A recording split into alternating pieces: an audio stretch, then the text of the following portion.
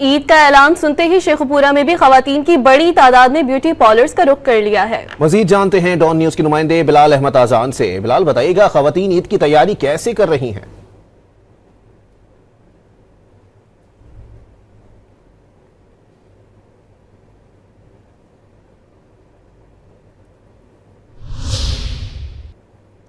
लेकिन खवातीन चाहती हैं कि हम एक से बढ़कर एक दिखें।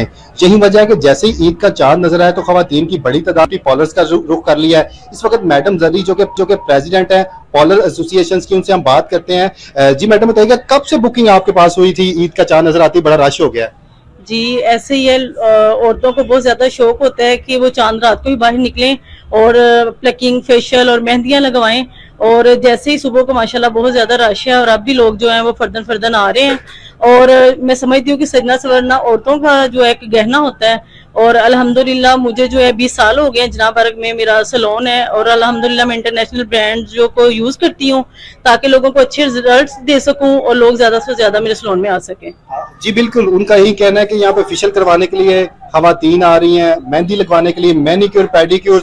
खवातीन जो है बहुत ज्यादा खुश दिखाई दे रही हैं क्योंकि चांद रात है और ईद जो होती है वो खवातीन की सजने संवरने के बगैर अधूरी रह जाती है। जी।